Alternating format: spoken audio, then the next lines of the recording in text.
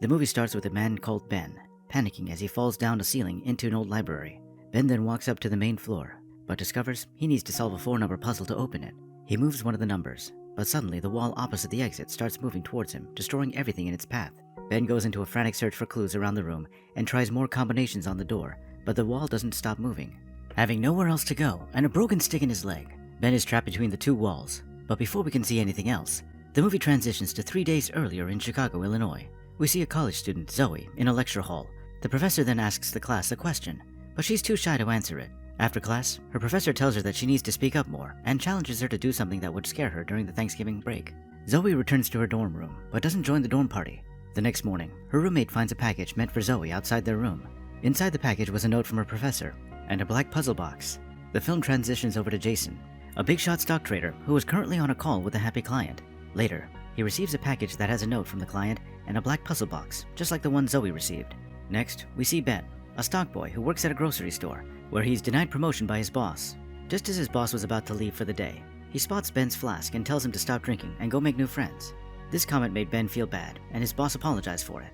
The next day, Ben finds a black box and a note from his boss on his workstation. Jason, Ben, and Zoe all open each of their boxes. Zoe figures out the puzzle by herself. Jason uses a tutorial from YouTube, and Ben finds the solution by accident. Inside the box was an invitation card to participate in the Minos escape room, where the winner earns $10,000.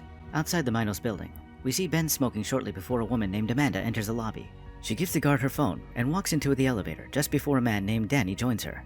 They both enter the waiting area and meet Jason, Zoe, and Mike already waiting. Ben soon joins them, and they all talk amongst themselves. Danny then reveals that he's been to over 90 escape rooms. After a while, Ben gets tired of waiting and tries to open the door, but the handle breaks off. Seeing that, Danny confirms that the game has started. They scatter around the room looking for clues. Mike finds a screwdriver in a book called Fahrenheit 451. Zoe then turns the oven dial to 451 degrees, which indirectly starts to heat the room. Amanda starts getting anxious, then asks a person talking behind a frosted window for some clues.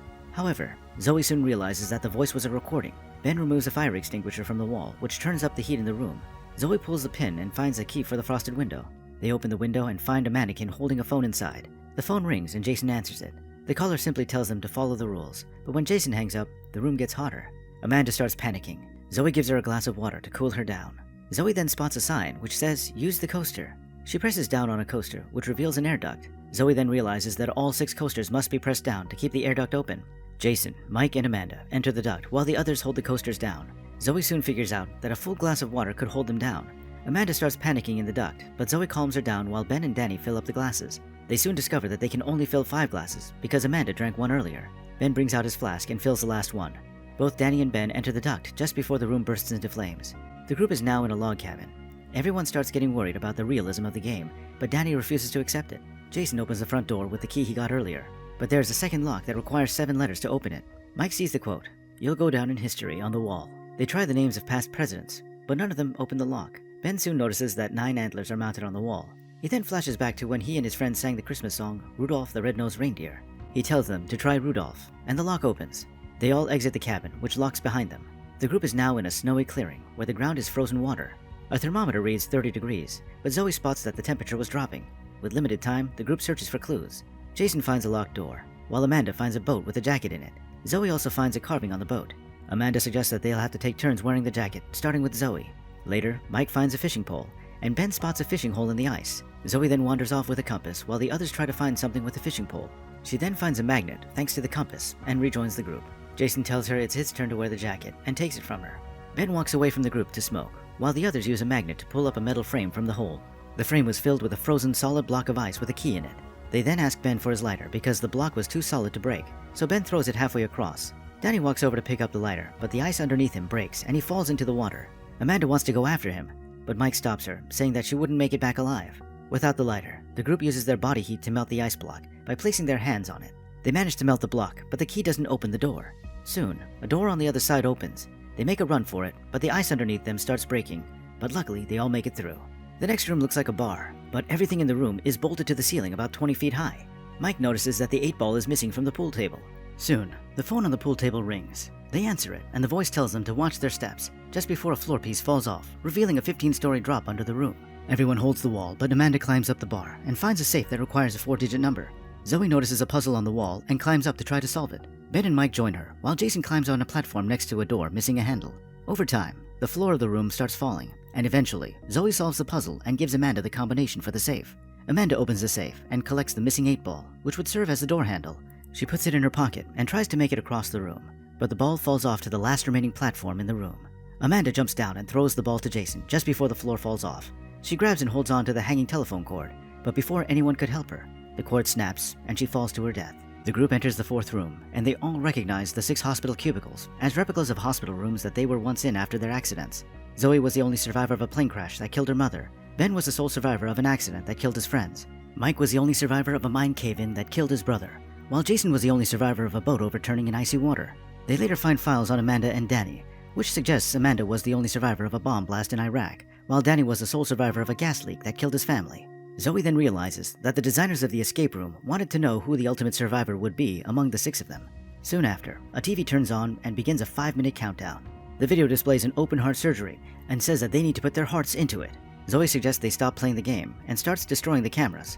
Jason then finds an EKG machine and some canisters of poison, which will be released once the countdown is over. Jason feels the machine needs to record a high heart rate, so he attaches the machine to Mike and increases his heart rate with a defibrillator, killing him in the process. Jason then attaches the machine to himself and calms down to reduce his heart rate. The process works and the door opens. The countdown ends and the gas starts to fill up the room. Ben pleads with Zoe to leave the room, but she refuses and continues breaking the cameras. Out of options, Ben leaves her. Zoe destroys all the cameras in the room, but she eventually falls on the floor and starts foaming at the mouth. Ben and Jason enter the 5th room, which has a black and white checkered pattern everywhere. Ben confronts Jason for killing Mike, but soon realizes that Jason killed his friend in the boat so that he wouldn't have to share a jacket. Jason then tells Ben that they were both murderers, since Ben was a driver when he had the accident that killed his friends. Ben walks away angry, but finds a hatch. He calls Jason and they open it together. But they notice the handle rubbed a hallucinogenic substance on their hands. They search for the antidote in the room while having hallucinations. Ben finds the antidote, but it was only a single dose. Jason fights him for it, but Ben kicks him to a table, which kills him on impact. Ben uses the antidote and jumps down the hatch, which brings us to the opening moments of this movie. As the walls get close, Ben manages to squeeze himself into the fireplace. The walls smash together and break the door. Ben enters a big room full of computers and a large screen that displays the other 6 contestants, each with their faces crossed except his. Soon, the game master comes in and greets Ben.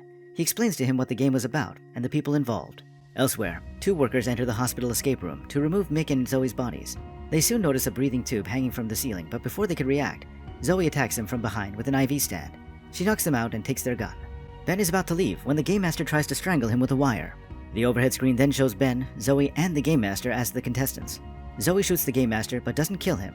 She tries to help Ben up, but the game master attacks her and grabs the gun. But before he can shoot them, Ben hits him in the head with a glass container and kills him afterward.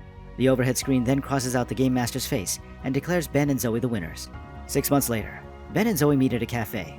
Zoe then shows Ben everything she was compiling on Minos, which involved all the cover-up stories used for their other contestants. She also found out that their headquarters is in New York, and Ben agrees to fly with her in 2 weeks to take them down. The film transitions to a plane in distress. We soon learn that it was a Minos escape room testing scenario,